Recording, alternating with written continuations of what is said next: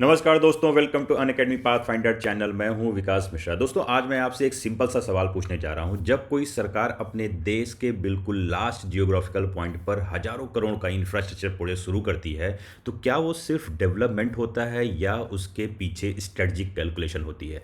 अब देखिए जरा, नरेंद्र मोदी सरकार ने भारत के सदर्न मोस्ट टिप यानी कि ग्रेट निकोबार आइलैंड पर एक बहुत ही स्ट्रेटेजिक एयरपोर्ट प्रोजेक्ट पर काम शुरू कर दिया है। और इस प्रोजेक्ट को सिर्फ डिफेंस से नहीं, नेशनल सिक्योरिटी और टूरिज्म दोनों से जोड़कर देखा जा रहा है। इसलिए जब ये एयरपोर्ट ऑपरेशनल होगा तो ये इंडियन नेवी और एयर फोर्स इसे पूरे रीजन में बहुत ही तेज़ी से रिएक्ट कर पाएगी। और आज हम यही समझेंगे कि ये एयरपोर्ट सिर्फ एक प्रोजेक्ट नहीं बल्कि इंडो पैसिफिक स्ट्रेटजिक का एक इम्पॉर्टेंट पिलर क्यों है। चलिए स्टार्ट करते हैं और उससे पहले देखते हैं किस तरीके से न्यूज़ 18 ने कवर किया है कि blueprint reveals Modi government strategic Great Nicobar airport plan at India southernmost tip. दोस्तों, ये इतना इंपॉर्टेंट इसलिए, और ये इसका पूरा ब्लूप्रिंट है जहाँ पर ये दिखाया गया है कि इसका ये रनवे कैसे होगा। और देखिए यहाँ पे इसकी पहाड़ियाँ हैं और उसके बीच में ये बनाया जा रहा है। और दोस्तों, ये ग्रेट निकोबार के सदर्न मोस्ट टिप मतलब लास्ट एकदम टिप पर बनाया जा रहा है। आगे मैं आपको इमेज में क्लियर भी करूंगा। तो सबसे पहले न्यूज़ को देखते हैं क्या कवर किया गया कि नरेंद्र मोदी गवर्नमेंट ने बिगिन किया है one of the most strategic infrastructure project and airport at India southernmost tip on Great Nicobar island. आइए देखते हैं दोस्तों किसी के other news channel Indian Defence News में कवर किया है कि India begins work on strategic Nicobar airport to boost defence and Indo Pacific security. आप लाइन देखिएगा और इसकी इंपॉर्टेंस को समझने का प्रयास करिएगा। आगे तो मैं इसको एलोबरेट करूंगा ही कि इसकी इंपॉर्टेंस क्या है डिफेंस और साथ में इंडो पैसिफिक सिक्योरिटी को काउंटर करने की है। और अगला आप न्यूज़ देखिए, द वीक मैगजीन ने कवर किया है कि why Indian navy air force getting to bring their larger aircraft to Greater Nicobar international airport is bad news for New Delhi enemies. और आपको पता है दोस्तों हमारे इनमी कौन हैं और इंडो पैसिफिक रीजन में कौन ज़्यादा अच्छी तरीके से काम कर रहा है और कौन वहाँ पे अपनी कैप्चरिंग बढ़ा रहा है। ये सारी चीज़ें हम समझेंगे दोस्तों। इससे पहले देखते हैं कि इसकी इंपॉर्टेंस क्या है। और ये जो ड्यूअल यूज़ मिलिट्री एयरफील्ड बन रहा है, ड्यूअल मतलब कि सिविल के लिए और आर्मी के लिए बन रहा है, इसकी इंपॉर्टेंस क्या है और ये 6 डिग्री चैनल क्या है और इस चोक पॉइंट क्या है, ये सारी चीज़ें देखते हैं दोस्तों वीडियो में आगे चल करके। और सबसे पहले आप इस डायग्राम को पहले सिंपली समझिए, फिर मैं आगे इसकी इंपॉर्टेंस को बताता हूँ। पहले सिंपल मैं आपको बताना चाहता हूँ कि ग्रेट निकोबार जो आइलैंड है उसकी स्ट्रेटजिक लोकेशन क्या है इंडिया के लिए और उसकी डिस्टेंस इंडोनेशिया से और 6 डिग्री चैनल से कितनी डिस्टेंस पर है। पहले हमारे जो स्ट्रेटजिक जो हमारे आर्मी और डिफेंस के जो लोकेशन है उसको देखिए। सबसे पहले देखिए ये नॉर्थ अंडमान है, यहाँ पे ऑलरेडी हमारा आईएनएस का खासा नवल एयर स्टेशन है। फिर ये मिडिल अंडमान है, फिर ये सदर्न अंडमान है। सदर्न अंडमान में देखिए ऑलरेडी हमारा क्या है, नवल एयर स्टेशन के साथ साथ इंटरनेशनल एयरपोर्ट है। और इसी इंटरनेशनल एयरपोर्ट का नाम बदल करके वीर सावरकर इंटरनेशनल एयरपोर्ट अभी हाल ही में रखा गया है, जिसे अभी यहाँ पर अपडेट नहीं किया गया है। उसके बाद फिर देखिए लिटिल अंडमान है, ये पूरा पार्ट हो गया अंडमान का। उसके बाद ये 10 डिग्री चैनल डिवाइड करता है निकोबार को। और निकोबार में देखिए ये सबसे टॉप पर है कार निकोबार, उसके बाद है लिटिल निकोबार, फिर है ये दोस्तों सबसे इंपॉर्टेंट हमारा सदर्न टिप पर ग्रेट निकोबार। और इसके एकदम पॉइंट पे यहाँ पर बनाया जा रहा है एयरपोर्ट। और इसकी स्ट्रेटजिक लोकेशन देखिए कितनी इंपॉर्टेंट है कि ये इंडोनेशिया से ओनली 93 नॉटिकल माइल्स मतलब कि अराउंड अगर मैं बोलूँ तो 172 या 173 किलोमीटर के डिस्टेंस पर है। और यहीं इंडोनेशिया से मलेशिया के ऊपर और यहाँ पे एक मलक्का स्ट्रेट है। और इस मलक्का स्ट्रेट की इंपॉर्टेंस क्या है वो आगे मैं आपको बताऊँगा। उससे पहले आप देखिए कि इसके बनने के बाद इंडिया की प्रेजेंस कितनी ज़्यादा स्ट्रांग हो जाएगी। सबसे पहले देखते हैं दोस्तों कि जो इंटरनेशनल रिलेशन में एक बात कही जाती है कि ज्योग्राफी बदलती नहीं लेकिन उसका इंपॉर्टेंस बदल जाता है। जी हाँ दोस्तों, ग्रेट निकोबार आइलैंड इंडिया का सदर्न मोस्ट आइलैंड है और इसके पास है 6 डिग्री चैनल। और थोड़ा आगे जाकर के जैसे मैंने आपको बताया था कि जो मलक्का स्ट्रेट है दोस्तों, यही सबसे ज़्यादा इंपॉर्टेंट स्ट्रेट जो साउथ चाइना सी और इंडियन ओशियन को कनेक्ट करता है। और ये रूट जो है ये स्ट्रेट मलक्का, यहीं से चाइना अपने 80% ऑयल को जो वो क्या करता है इंपोर्ट करता है, वो यहीं से लेकर के जाता है। और इसलिए इसकी इंपॉर्टेंस सबसे ज़्यादा है क्योंकि ये दुनिया का सबसे बिजी मैरीटाइम ट्रेड रूट्स में से एक है। और ध्यान रखिएगा पोर्ट ब्लेयर का जो एयरपोर्ट हो यहाँ से 500 किलोमीटर से ज़्यादा दूर नहीं, जिसमें मैंने आपको दिखाया था। ये देखिए ये जो पोर्ट ब्लेयर का एयरपोर्ट ये और यहाँ से जो ये डिस्टेंस है ये मुश्किल से 500 किलोमीटर 500 किलोमीटर की डिस्टेंस यहाँ पर है। और इसकी डिस्टेंस इतनी कम है तो इसका मतलब हमारी कंट्रोलिंग कितनी अच्छे से हो सकती है। और अब मलक्का स्ट्रेट का मतलब समझिए कि जो ये वेस्ट एशिया का जो पूरा तेल मैंने बताया और ईस्ट एशिया का पूरा मैन्युफैक्चरिंग ट्रेड सब इसी रास्ते से गुजरता है। और जो इस एरिया पर नज़र रखेगा दोस्तों वो सिर्फ शिप्स नहीं देखता है, वो ग्लोबल इकोनॉमी के फ्लो को भी समझने का प्रयास करेगा।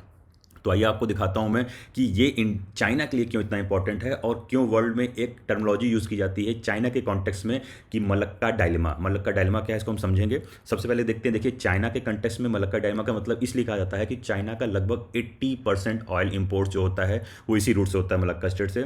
और मेजॉरिटी मैरीटाइम ट्रेड भी वो चाइना यहीं से करता है। मलक्का स्टेट से आता है अगर किसी क्राइसिस के वक्त, आप सोचिए अगर कोई मलक्का स्टेट पे कोई क्राइसिस आती है तो ये रूट दोस्तों पूरी तरीके से डिस्टर्ब हो जाएगा और चाइना के पास तुरंत अल्टरनेटिव नहीं है। इसलिए चाइना को बोला जाता है कि ये चाइना का जो डायलेमा है, और चाइना इसी डायलेमा को सॉल्व करने के लिए आपको पता होगा पूरे वर्ल्ड में अलग अलग लोकेशन पे देशों के साथ समझौते करके हार्बर बना रहा है, पोर्ट्स बना रहा है अल्टरनेटिव, और अल्टरनेटिव रूट्स बना रहा है। जैसे आपको पता होगा कि जो साउथ चाइना सी में आर्टिफिशियल आइलैंड बना रहा है जिस पर आप देखे होंगे उसके एयर स्ट्रिप्स हैं, नवल बेसेस हैं। दूसरा ऑप्शन वो बना रहा है कि वो अल्टरनेटिव रूट्स डेवलप कर रहा है, कहाँ से कहाँ, Myanmar, China oil gas pipeline.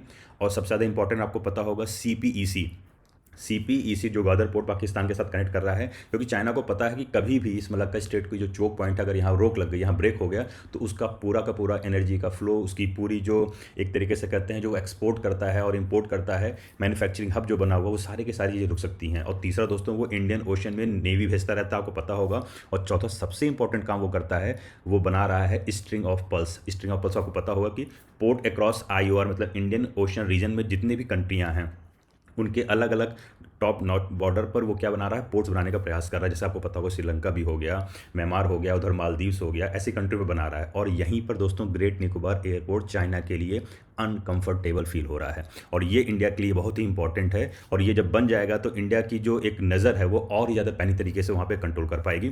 आगे चल के दोस्तों देखते हैं किस तरीके से अनअकैडमी आईएएस आपकी यूपीएससी की तैयारी को आसान करने के लिए आपके लिए ला रहा है मंथली करंट अफेयर की मैगजीन, न्यूज़ एनालिसिस, एनसीईआरटी के नोट्स, करंट अफेयर्स के पीडीएफ, फ्री में प्रीलिम्स मॉक टेस्ट। और आप हमारे इस दिए गए नंबर पर कॉल करेंगे तो हमारी डेडिकेटेड काउंसलर्स आपके यूपीएससी की जर्नी को आसान करने के लिए आपकी प्रॉब्लम को सॉल्व करेंगे। और अगर आप दोस्तों हमारे टेलीग्राम चैनल पर जुड़ना चाहते हैं तो आप मेरे पर पर्सनल टेलीग्राम पे जुड़ना चाहते हैं तो मेरा टेलीग्राम चैनल का यूज़र नेम है विकास डी कोड। इस पर आप जाओगे तो वहाँ पर आपको अपडेटेड न्यूज़ और हमारी जो ये यूट्यूब चैनल से दी गई वीडियोज़ हैं वो सारी अपडेट्स आपको वहाँ पे मिलेंगी। तो चलिए दोस्तों आगे देखते हैं कि जो ये एयरपोर्ट का डिफेंस एंगल ये क्या है एक्चुअली। देखिए अब एयरपोर्ट के डिज़ाइन पर आते हैं। पहली बात तो आप देखिए ये एयरपोर्ट जो ड्यूल यूज़ मैंने बताया कि ये सिविल और मिलिट्री दोनों के लिए है, civilians operation and military operation दोनों के लिए है।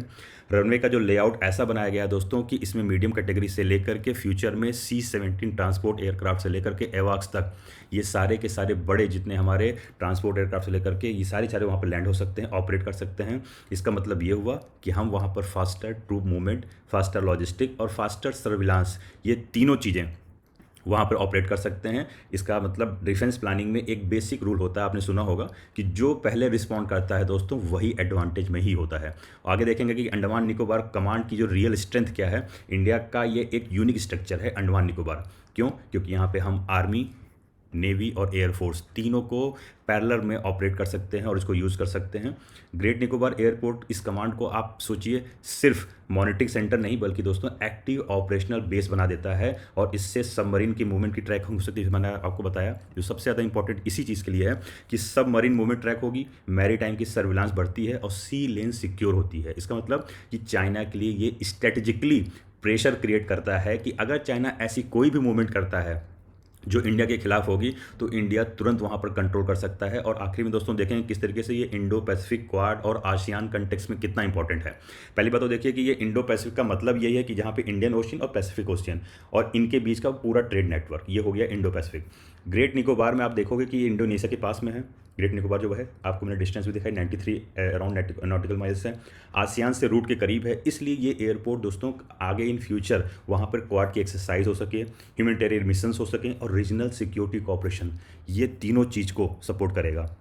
और सबसे ज़्यादा यूज़फुल ये है कि इंडिया यहाँ पे एग्रेशन नहीं दिखा रहा है दोस्तों, बल्कि ये कह रहा है कि मैं रिस्पॉन्सिबल सिक्योरिटी प्रोवाइडर हूँ। India is the responsible security provider nation. तो आखिर में दोस्तों मैं आपको बताना चाहूँगा कि ग्रेट निकोबार एयरपोर्ट का मतलब ये नहीं कि इंडिया युद्ध चाहता है। इसका मतलब ये है कि इंडिया प्रिपेयर्ड रहना चाहता है मलक्का स्टेट पर नज़र, इंडो पैसिफिक प्रेजेंस। और सबसे ज़्यादा इंपॉर्टेंट दोस्तों चाइना के लिए एक क्लियर मैसेज है कि इंडियन ओशन अब एम्प्टी स्पेस नहीं है। और ये स्पेस नहीं है और इंडियन ओशन अब एम्प्टी स्पेस नहीं। चलिए अब एक सिंपल सा सवाल आपसे पूछता हूँ। पहली बात तो मैं आपको बता दूँ सबसे इंपॉर्टेंट मैसेज मेरे इस काम का यही है कि Indian Ocean is no longer any empty space.